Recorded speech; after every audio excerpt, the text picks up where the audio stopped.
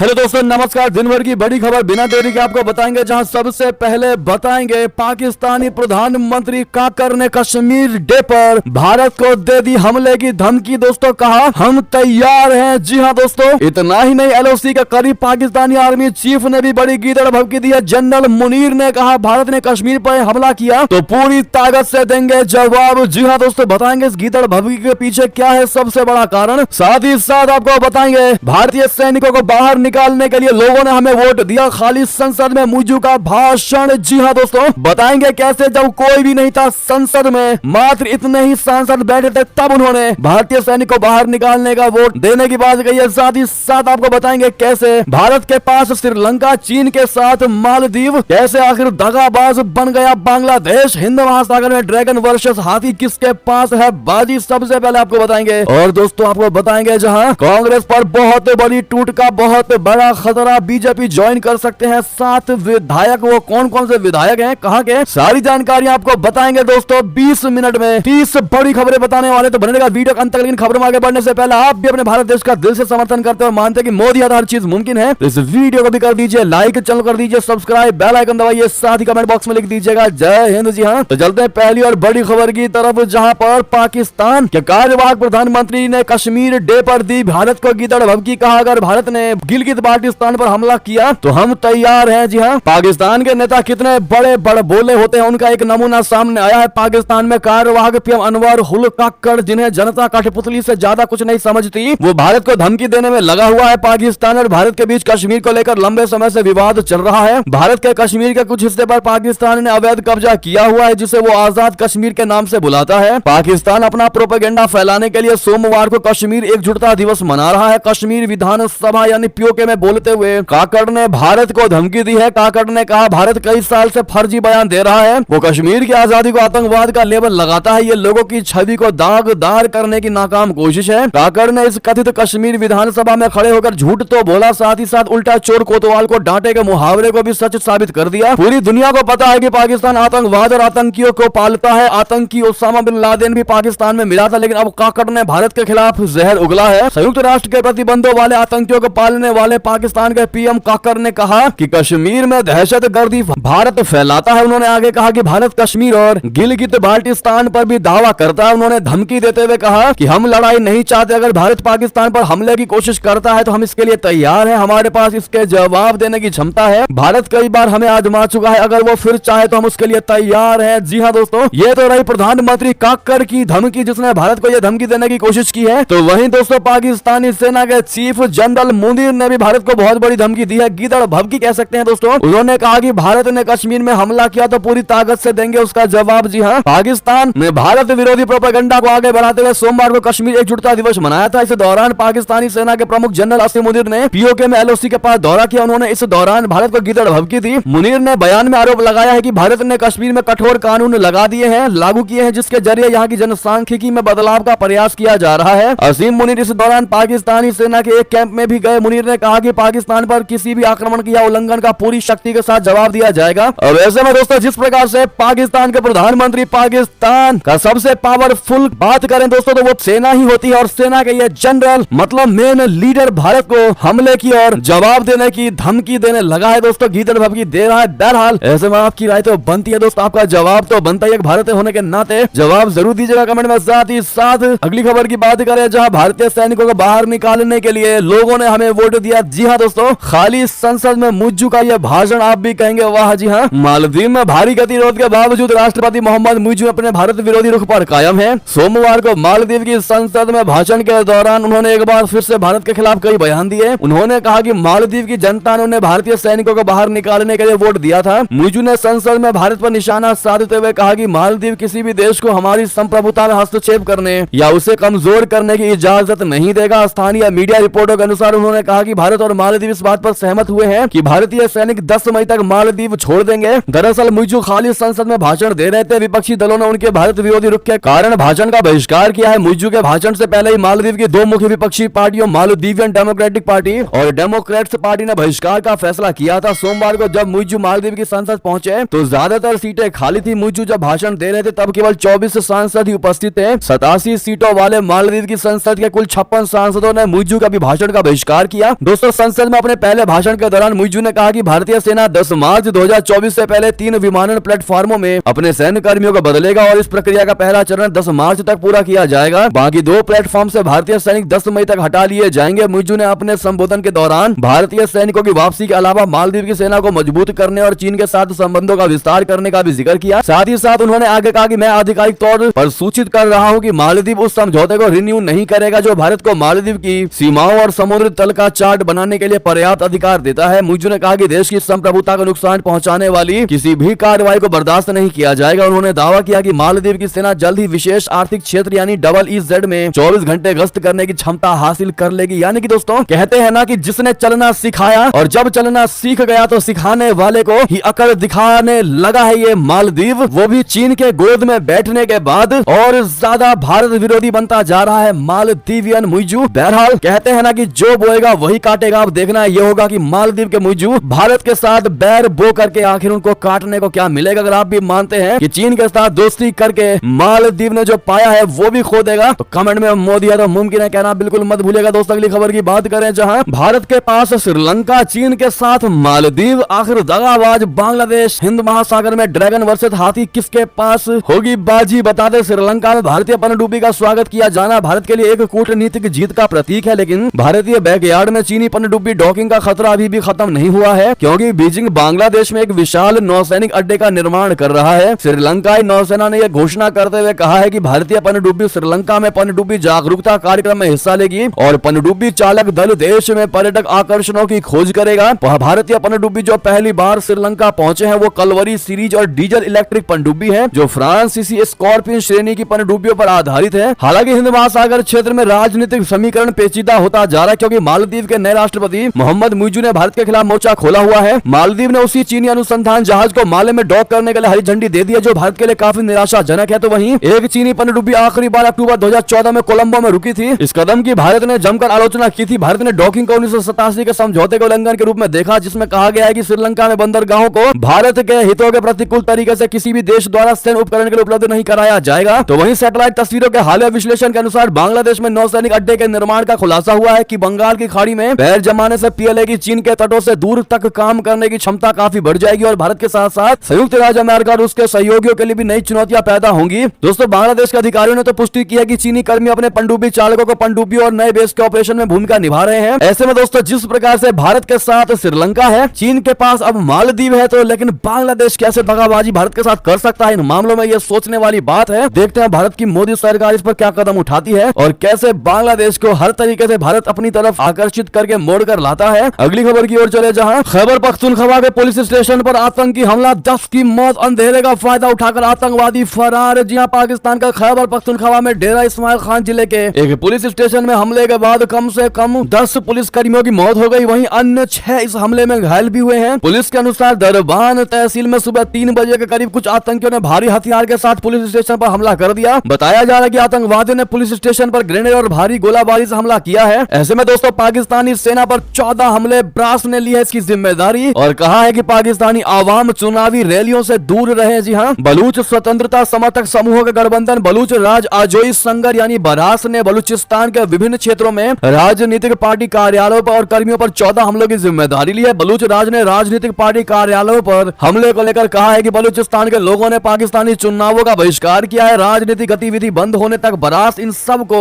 निशाना बनाना जारी रखेगा। जी हाँ दोस्तों, ऐसे में जब पाकिस्तान में खुद पुलिस कर्मी ही सिक्योर नहीं है दोस्तों, तो कैसे वहां की जनता सिक्योर होगी और कैसे वहां चुनाव होगा, ये सबसे बड़ा सवाल है। बढ़ते अगली खबर की तरफ जहां 14 फरवरी को यूएई में दुनिया के सबसे बड़े बीएपीएस हिंदू मंदिर का उद्घाटन करेंगे पीएम मोदी जी। क्या है नया अपडेट आपको बता दें, अबू धाबी में भारतीय प्रधानमंत्री नरेंद्र मोदी जी 14 फरवरी को बीएपीएस हिंदू मंदिर का उद्घाटन करने वाले हैं। इस दिन का बेसब्री से इंतजार किया जा रहा है। यूएई में भारतीय दूतावास ने सोशल मीडिया एक्स पर एक पोस्ट में कहा कि शानदार दृश्य मंत्र मुग्ध कर देने वाली वास्तुकला के साथ मंदिर को उसकी पूरी भव्यता में दिखाते हैं। दुनिया पीएम नरेंद्र मोदी द्वारा अबू धाबी मंदिर अबू धाबी के उद्घाटन का इंतजार कर रही है। मंत्र मुग्ध कर देने वाली वास्तुकला के साथ शानदार दृश्य मंदिर को उसकी पूरी भव्यता में दिखाते हैं, ऐसा दूतावास ने कहा है। बहरहाल दोस्तों, जय सिया राम के साथ साथ कमेंट में मोदी जी को ऑल द बेस्ट जरूर कह दीजिएगा इस मंदिर के उद्घाटन को लेकर। अगली खबर की ओर चले जहां इमरान खान को जेल में मुफ्त में नहीं मिलेगी रोटी, नया अपडेट। करनी होगी क्या मजदूरी, चुनाव से पहले नई सख्तियां जहां बता दे पाकिस्तान के पूर्व प्रधानमंत्री इमरान खान जेल में बंद है और उन पर सख्तियां बढ़ा दी गई हैं। इमरान खान और पूर्व विदेश मंत्री शाह महमूद कुरैशी को हाई प्रोफाइल कैदी होने के बावजूद जेल परिसर में सश्रम कारावास भुगतना होगा, यानी श्रम के साथ कार्य के साथ कारावास भुगतना होगा। मीडिया में आई एक खबर में यह जानकारी दी गई। दोनों नेताओं को विशेष अदालत ने सिफर मामले में 10-10 साल की जेल की सजा सुनाई थी। इन दोनों को रावलपिंडी के उच्च सुरक्षा वाली अडियाला जेल में रखा गया है, जहां उनके खिलाफ मुकदमा चला था। दी एक्सप्रेस ट्रिब्यून अखबार की खबर के अनुसार 71 वर्षीय इमरान खान और 67 वर्षीय कुरैशी को हाई प्रोफाइल कैदियों के तौर पर अलग अलग रखा जा रहा है, क्योंकि उनमें से एक पूर्व प्रधानमंत्री जबकि दूसरा विदेश मंत्री रह चुके हैं। इमरान खान अपनी पाकिस्तान तहरीक इंसाफ यानी पीटीआई पार्टी के संस्थापक अध्यक्ष हैं, जबकि कुरैशी पार्टी के उपाध्यक्ष हैं। इसमें कहा गया है कि दोनों नेता एक बेहतर श्रेणी की जेल में कैदियों को दी जाने वाली उन सुविधाओं का लाभ उठा रहे हैं जो उन्हें दोषी ठहराए जाने से पहले मिलती थी, जिसमें व्यायाम मशीन तक पहुंच भी शामिल है। इमरान खान पर यह सख्तियां चुनाव से ठीक पहले लगाई गई है। दोस्तों, सूत्रों के अनुसार दोनों कैदी लिखित आदेश के अनुसार जेल परिसर में श्रम भी करेंगे। सूत्रों के हवाले से खबर में कहा गया है कि हाई प्रोफाइल कैदियों को जेल के कारखानों, रसोई घरों, अस्पतालों, बगीचों आदि में आम कैदियों के बीच नहीं रखा जा सकता, इसलिए उन्हें रखरखाव कार्य या जेल प्रशासन की ओर से सौंपे गए किसी अन्य कार्य के लिए उनके परिसर में रखा जाएगा, यानी उनसे काम करवाया जाएगा, तभी इमरान खान और कुरैशी को रोटी मिलेगी। जी हां, अगली खबर बताते हैं। भारत संघ संबंध बिगाड़ने के लिए ऋषि सुनक पर दबाव बना रही है एंटी इंडिया लॉबी। खालिस्तानी आतंकी का कर रहे इस्तेमाल। बता दें, भारत में मौत की सजा का सामना कर रहे एक ब्रिटिश नागरिक का मामला लंदन और दिल्ली के बीच खटास की एक बहुत बड़ी वजह बनती जा रही है। ब्रिटेन में भारत विरोधी लॉबी लंबे समय से दोनों देशों के बीच संबंधों में जहर घोलने के लिए इस मुद्दे का इस्तेमाल कर रहे हैं। इस वजह से यूके पीएम ऋषि सुनक पर दबाव बन रहा है कि वे खालिस्तानी आंदोलन को हवा देने में लिप्त जगतार सिंह उर्फ जग्गी जोहल को भारत की कैद से आजाद कराएं। जून 2022 में ब्रिटेन के तत्कालीन प्रधानमंत्री बोरिस जॉनसन ने जोहल की गिरफ्तारी को मनमाना बताया था। हालांकि अभी तक के 1.5 साल के कार्यकाल में ऋषि सुनक इस मुद्दे पर सार्वजनिक तौर पर कुछ भी बोलने से बचते रहे हैं। दोस्तों, आपको बता दें कि जग्गी जोहल को खालिस्तान लिबरेशन फोर्स यानी KLF द्वारा की हत्याओं में कथित भूमिका के आरोप में जोहल को 4 नवंबर 2017 को जालंधर से गिरफ्तार किया गया था। अगली खबर बता दें, तुर्की ने अमेरिका को दिखा दिया ठेंगा। रशिया को लेकर यह शर्त मानने से किया इनकार। जी हां, तुर्की के विदेश मंत्री हफन फिदान ने रविवार को साफ कर दिया कि तुर्की रशिया की वायु रक्षा प्रणाली S-400 मिसाइल डिफेंस सिस्टम को प्राथमिकता देगा। तुर्की के इस रुख से अमेरिका को झटका लगा है, क्योंकि वो चाहता है कि अगर तुर्की को उससे F-35 फाइटर जेट खरीदना है तो वो रूसी वायु रक्षा प्रणाली को अपने बेड़े से हटा दे। तुर्की के विदेश मंत्री को रूसी डिफेंस सिस्टम को लेकर टिप्पणी तुर्की के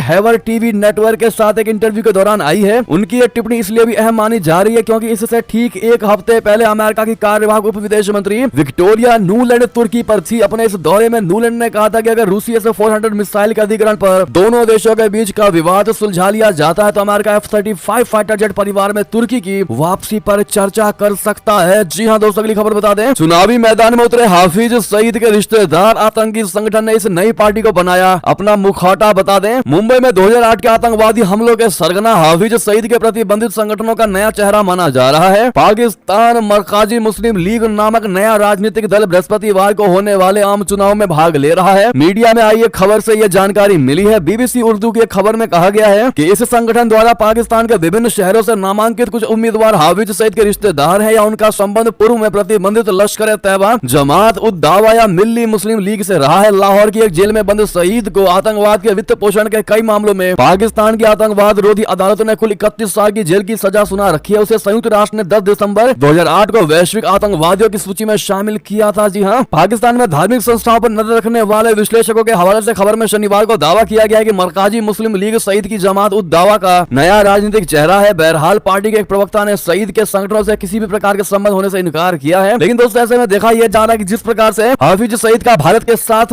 और भारत के लिए आतंकवादी होने का नाता है और भारत उसको किसी भी कीमत पर सजा देने के लिए आतुर है। ऐसे में अगर दोस्तों हाफिज सईद का बेटा पाकिस्तान में चुनाव जीतता है और उसके पैर पूरे पाकिस्तान में फैलते हैं तो भारत के लिए ये बहुत बड़ा खतरा से कम नहीं होने वाला। ऐसे में वाकई में हमारे लिए भी टेंशन की बात है। बहरहाल अब देखना ये होगा कि समय क्या दिखाता है, लेकिन आपको जो भी लगता है दोस्तों अपनी राय अवश्य दीजिएगा। अगली खबर की बात करें, जहां महिला प्रिंसिपल वोट देगी या नहीं ये भी पुरुष तय करेंगे। आखिर कैसा पाकिस्तान में है ये चुनाव जहां महिलाएं अपना वोट तय नहीं कर सकती, वोट करें भी या ना करें वो भी पुरुषों पर डिपेंड है। जी हाँ, पाकिस्तान के एक गांव में 60 साल की एक रिटायर्ड प्रिंसिपल अपनी 7 बेटियों के साथ रहती है। इसमें से 6 बेटियां यूनिवर्सिटी से ग्रेजुएट हैं। इसके बावजूद इन सभी को वोट डालने के लिए अपने घर के पुरुषों की मंजूरी लेनी पड़ती है। अब आप अंदाजा लगा सकते हैं दोस्तों कि पाकिस्तान का क्या हाल है, जहां पर महिलाएं कितनी ज्यादा बंधन में बंधी हुई हैं। अगली खबर की ओर चलें, जहां कट्टरपंथी इस्लामी नागरिकों हमास नेताओं पर प्रतिबंध लगाएगा कनाडा। कहा इनसे क्षेत्र की शांति को है खतरा। जी हां, कनाडा की विदेश मंत्री मेलोनी जोली ने कहा कि कनाडा फलस्तीन के हिस्से वाले क्षेत्र पर कब्जा करने वाले कट्टरपंथी इजरायली नागरिकों और हमास नेताओं पर प्रतिबंध लगाएगा। एक मीडिया इंटरव्यू में जोली ने कहा कि सरकार सक्रिय तौर पर इस दिशा में काम कर रही है। मेलोनी जोली ने हाल ही में यूक्रेन का दौरा किया और वहां यूक्रेनी अधिकारियों से मुलाकात की। मेलोनी जोली ने कहा कि हम कट्टरपंथी सेटलर्स पर प्रतिबंध लगाएंगे और साथ ही हमास नेताओं पर नए प्रतिबंध लगाए जाएंगे। शुक्रवार को कनाडा के प्रधानमंत्री जस्टिन ट्रूडो ने भी अपने एक बयान में कहा था कि वो वेस्ट बैंक में अवैध रूप से बसने वाले कट्टरपंथी इजरायलियों के खिलाफ भी प्रतिबंध लगाने पर विचार कर रहे हैं। जी हां, अगली खबर बता दें, इजराइल ने भारत के प्रति सकारात्मक दृष्टिकोण रखने वाले देशों की सूची की साझा। कहा हम अपने भारतीय दोस्तों से करते हैं प्यार। जी हां दोस्तों, इजराइल और भारत के बीच की दोस्ती किसी से छिपी हुई नहीं है। दोनों देश समय समय पर अपनी एकजुटता जाहिर करते रहते हैं। इस बीच इजराइल ने उन देशों की सूची साझा की है जो भारत के प्रति सबसे अधिक सकारात्मक दृष्टिकोण रखते हैं। इस सूची में सबसे पहले जिस देश का नाम है वो खुद इजराइल है। इजराइल ने सोशल मीडिया प्लेटफॉर्म एक्स पर प्यू रिसर्च सेंटर की एक सूची साझा किया है। साथ ही लिखा कि भारत को सबसे अधिक सकारात्मक मानने वाला देश इजराइल है। हम अपने भारतीय दोस्तों से प्यार करते हैं। बाकी दोस्तों, इस देश का नाम भी आप वो कौन कौन से देश आप स्क्रीन पर देख पा रहे होंगे, जहां पर 71% के साथ इजराइल है जो सबसे ज्यादा भारत को प्यार करता है। उसके बाद ब्रिटेन, फिर केन्या, नाइजीरिया, दक्षिण कोरिया, जापान, ऑस्ट्रेलिया और लास्ट में 52% के साथ इटली है। जी हां दोस्तों, अगली खबर बता दें, हमास की 24 में से 17 बटालियन कर चुके हैं तबाह। बेंजामिन नेतन्याहू ने कहा ज्यादा दूर नहीं है हमारे यहाँ से जीत। जी हां, इजराइल और फलस्तीनी आतंकियों के बीच युद्ध को 4 महीने का वक्त होने वाला है। 7 अक्टूबर को शुरू हुई इस खूनी जंग में 26,000 से ज्यादा लोगों की मौतें हो चुकी है। मरने वालों में अधिकतर महिलाएं और बच्चे हैं। इजरायली सेना IDF गाजा पट्टी में जमीनी हमला लगातार जारी रखे हुए हैं। इस बीच इजराइल के प्रधानमंत्री बेंजामिन नेतन्याहू ने बहुत बड़ा दावा किया है। उनका कहना है कि इजराइल ने 7 अक्टूबर 2023 के बाद से शुरू हुई इस जंग में इजरायली सेना गाजा पट्टी में 24 हमास बटालियनों में से 17 को खत्म कर चुकी है। इतना ही नहीं दोस्तों, अगली खबर की बात करते हैं, जहां पर ऐसा क्या हो गया बेंजामिन नेतन्याहू पर, क्यों भड़क गए जो बाइडेन, कहा सबसे बकवास आदमी है नेतन्याहू। जी हां, जमकर सुनाया। दरअसल इजराइल और हमास के बीच चल रही खूनी जंग खत्म होने का नाम नहीं ले रही। अमेरिका के घातक हथियारों और खुद के बूते इजराइल फलस्तीन शहर गाजा पट्टी पर कहर बरपा रहा है। इजराइल के इस युद्ध में 2 मकसद है। पहला, अपने बंधुकों की सकुशल रिहाई और हमास आतंकियों को जड़ सहित खात्मा। इस बीच रिपोर्ट है कि अमेरिकी राष्ट्रपति बाइडेन इजरायली प्रधानमंत्री बेंजामिन नेतन्याहू से नाराज हो गए हैं। बाइडेन का पारा इतना ज्यादा चढ़ गया कि उन्होंने नेतन्याहू के लिए आपत्तिजनक शब्दों का इस्तेमाल कर दिया। पॉलिटिको की रिपोर्ट है कि जो बाइडेन ने नेतन्याहू को सबसे बकवास आदमी कहा है। बहरहाल दोस्तों, इस पर आपकी जो भी राय हो कमेंट में लिखकर अवश्य बताइएगा। अगली खबर की बात करें, जहां कांग्रेस पर बड़ी टूट का खतरा, बीजेपी ज्वाइन कर सकते हैं 7 विधायक। बता दें, लोकसभा चुनाव से पहले तमाम राजनीतिक पार्टियां अपनी अपनी रणनीति बनाने में जुटी हुई हैं। भारतीय जनता पार्टी ने इस बार लोकसभा चुनाव में 400 बार पार्टी का मिशन रखा है। इस बीच गुजरात कांग्रेस पर संकट के बादल मंडरा रहे हैं। यहां बड़ी टूट हो सकती है। गुजरात कांग्रेस में लगातार टूट हो रही है। यहां कहा यह भी जा रहा है कि ऑपरेशन लोटस के तहत कांग्रेस के करीब 7 विधायक दल बदल की फिराक में है। माना यह जा रहा है कि भाजपा में एक तरह से भर्ती मेला शुरू हुआ है। इसके तहत बीजेपी से बगावत कर अन्य दलों में गए छोटे से बड़े नेताओं की वापसी हो रही है। साथ ही अन्य दलों के विधायक और नेता भी बीजेपी ज्वाइन कर रहे हैं। आपको बता दें कि कांग्रेस गुजरात विधानसभा चुनाव में 77 से सिमट कर 17 पर आ गई थी। 2 विधायक पहले ही पार्टी से इस्तीफा दे चुके हैं, लेकिन अब सूत्रों के हवाले से जो खबरें आ रही हैं उनके मुताबिक गुजरात में कांग्रेस का अस्तित्व ही खतरे में आ सकता है। अगली खबर आपको बताते हैं, उत्तर प्रदेश विधानसभा से जुड़ी बड़ी खबर। राम मंदिर मुद्दे के प्रस्ताव पर सपा में हुए दो फाड़, 14 सदस्य उतरे विरोध में। क्या है पूरा मामला बता दें, विधानसभा में श्री राम जन्मभूमि पर राम मंदिर निर्माण के लिए प्रधानमंत्री नरेंद्र मोदी जी और मुख्यमंत्री योगी आदित्यनाथ को बधाई संदेश के मुद्दे पर सोमवार को विधानसभा में समाजवादी पार्टी में 2 फाड़ हो गए। बधाई संदेश के विरोध में समाजवादी पार्टी के 14 विधायकों ने हाथ उठाए, जबकि शेष विधायकों ने बधाई संदेश का विरोध नहीं किया। विधानसभा में संसदीय कार्य मंत्री सुरेश खन्ना ने राम मंदिर निर्माण के लिए विधानसभा की ओर से पीएम मोदी और सीएम योगी के नाम बधाई संदेश पारित करने का प्रस्ताव रखा। खन्ना ने कहा कि अयोध्या में 500 वर्ष के संघर्ष और 161 वर्ष की कानून लड़ाई के बाद सर्वोच्च न्यायालय के फैसले से राम मंदिर का निर्माण हो रहा है। 22 जनवरी को रामलला की प्राण प्रतिष्ठा भी हो गई है। उन्होंने कहा कि ये इस सदी की सबसे बड़ी घटना है, जिसके कारण वर्षों बाद हमारा गौरव लौट कर आया है। ये मंदिर केवल सामाजिक सांस्कृतिक राष्ट्रवाद को ही मजबूत नहीं करेगा, बल्कि पर्यटन क्षेत्र को भी इससे बहुत बढ़त मिलेगी। अगली खबर आपको बता दें, जहां पर 89 मिनट तक नेहरू इंदिरा गांधी से लेकर मनमोहन पर निशाना, फिर मांग लिया कांग्रेस का साथ। फुल एनर्जी में पीएम मोदी। जी हां, लोकसभा में राष्ट्रपति का भी भाषण पर धन्यवाद प्रस्ताव पर चर्चा के जवाब में प्रधानमंत्री ने कांग्रेस को आड़े हाथों लिया। कांग्रेस की हर पीढ़ी पर उन्होंने निशाना साधा। जवाहरलाल नेहरू, इंदिरा गांधी, मनमोहन सिंह से लेकर सोनिया गांधी तक को पीएम मोदी ने कटघरे में लाकर खड़ा कर दिया। 1.5 घंटे के भाषण में उन्होंने 89 मिनट तक कांग्रेस की गलतियां गिनाई और आखिरी मिनट में देश के विकास में कांग्रेस का साथ भी मांग लिया। आपको बता दें दोस्तों, पीएम मोदी ने आगामी लोकसभा चुनाव के बाद तीसरी बार उनकी सरकार बनने का विश्वास जताया। उन्होंने कहा कि देश के मिजाज को देखकर लगता है कि आम चुनाव में भारतीय जनता पार्टी को 370 सीटें और एनडीए को 400 से अधिक सीटें मिलेंगी। कांग्रेस को आड़े हाथ लेते हुए उन्होंने कहा कि विपक्षी दल के सदस्यों के बयान से उन्हें विश्वास हो गया है कि उसने अरसे तक विपक्ष में बैठने का संकल्प ले लिया है। उन्होंने कहा कि हमारी सरकार का तीसरा कार्यकाल भी बहुत दूर नहीं है, ज्यादा से ज्यादा 100 दिन रह गए हैं। मैं आम तौर पर आंकड़ों के चक्कर में नहीं पड़ता, लेकिन मैं देश का मिजाज देख रहा हूं। वो एनडीए को 400 सीटें पार करा के रहेगा। देश भाजपा को 370 सीटें अवश्य देगा। जी हाँ, मोदी जी ने किसी का नाम लिए बिना कहा विपक्ष में कई युवा सांसद हैं जिनमें उत्साह और उमंग है, लेकिन उनकी छवि से किसी और की छवि ना दब जाए इसलिए उन्हें बोलने नहीं दिया जाता। प्रधानमंत्री का कहना था कि कांग्रेस विपक्षी दल के रूप में अपना दायित्व निभाने में विफल रही तथा दूसरे विपक्षी दलों को उभरने का मौका नहीं दिया। उन्होंने कहा कि कांग्रेस को 10 साल का समय मिला, लेकिन जब उसने मजबूत विपक्ष बनाने का प्रयास नहीं किया। उन्होंने कटाक्ष करते हुए कहा कि विपक्ष ने जो संकल्प लिया है उसकी सराहना करता हूं। ऐसे में दोस्तों, जिस प्रकार से पीएम मोदी जी ने यह दावा किया है दोस्तों कि इस बार एनडीए 400 के पार, बीजेपी कितनी सीटें पक्की, ऐसे में क्या आप भी मानते हैं कि इतनी सीटें मिलेंगी भारतीय जनता पार्टी को और फिर एक बार प्रधानमंत्री बनेंगे पीएम मोदी जी? कौन कौन मानता है कमेंट में लिखकर अवश्य बताइएगा। साथ ही साथ दोस्तों, सबसे बड़ी खबर यह है कि नीतीश कुमार के फ्लोर टेस्ट से पहले कांग्रेस को है टूट का डर। कहा हमें भाजपा से सावधान तो रहना ही होगा। जी हाँ, नीतीश कुमार के पाला बदल के बाद भी बिहार में सीएम नहीं बदला है, लेकिन सरकार नहीं है। अब महागठबंधन की बजाय एनडीए सत्ता में है और उस सरकार का 12 फरवरी को फ्लोर टेस्ट होना है। उससे पहले कांग्रेस ने राज्य के अपने 19 में से 17 विधायकों को हैदराबाद भेज दिया है। कांग्रेस के रणनीतिकारों का मानना है कि नीतीश कुमार की नई सरकार के लिए समर्थन जुटाने में उनके विधायकों का इस्तेमाल हो सकता है और उन्हें तोड़ा जा सकता है, इसीलिए उसने विधायकों को हैदराबाद शिफ्ट कर दिया है। बता दें कि इसी शहर में झारखंड वाले विधायक भी थे जो फ्लोर टेस्ट से ठीक पहले ही रांची पहुंचे थे। ऐसे में दोस्तों, जीतन राम मांझी किसका साथ देंगे, कर दिया बड़ा ऐलान। बिहार के पूर्व मुख्यमंत्री जीतन राम मांझी का फिर दर्द छलका है। उन्होंने कहा कि एक रोटी से पेट नहीं भरता। उन्होंने मंत्रिमंडल विस्तार को लेकर अपनी भागीदारी बढ़ाने की मांग की है। फ्लोर टेस्ट को लेकर बड़ा ऐलान किया है दोस्तों। मांझी ने कहा, मैं गांव से आता हूं, शहर से मेरा कोई मतलब नहीं रहता। मैं 43 साल से काम कर रहा हूं। मुझे उम्मीद है, लोगों को मुझसे उम्मीद रहती है कि कुछ काम मैं कर दूं। यदि मुझे कोई मंत्रालय मिल जाए तो और काम हो सकता है। हमेशा मैं एक ही विभाग देखता हूं, ये अच्छा नहीं लगता। उन्होंने कहा कि हम नीतीश कुमार और एनडीए के साथ हैं और रहेंगे। जी हां दोस्तों, साथ ही साथ अनुराग ठाकुर का बहुत बड़ा बयान। कहा जिसने किया राम का विरोध वो यूपी में हारेगा, कांग्रेस लड़ने की स्थिति में नहीं है। जी हां, केंद्रीय मंत्री अनुराग ठाकुर ने कांग्रेस पर तीखा हमला करते हुए कहा कि गांधी परिवार से कोई भी उत्तर प्रदेश से चुनाव लड़ने की स्थिति में नहीं रहेगा। उन्होंने कहा कि कांग्रेस पार्टी को आने वाले लोकसभा चुनाव में अयोध्या में राम मंदिर के निर्माण का विरोध करने का परिणाम भुगतना ही पड़ेगा। जी हां दोस्तों, बहरहाल ऐसे में ये थी की सारी बड़ी खबरें। आपको हमारी खबर कैसी लगी? आशा करता हूं बहुत अच्छी लगी होगी। अगर थोड़ी भी अच्छी लगी तो इस वीडियो को दोस्तों, भाइयों में, साथियों में, रिश्तेदारों में शेयर अवश्य कर दीजिएगा और अभी कर दीजिए इस वीडियो को लाइक, चैनल कर दीजिए सब्सक्राइब, बेल आइकन दबाइए, साथ ही कमेंट बॉक्स में लिख दीजिएगा जय हिंद जय भारत। और यहां तक बने रहने के लिए सभी का बहुत बहुत धन्यवाद।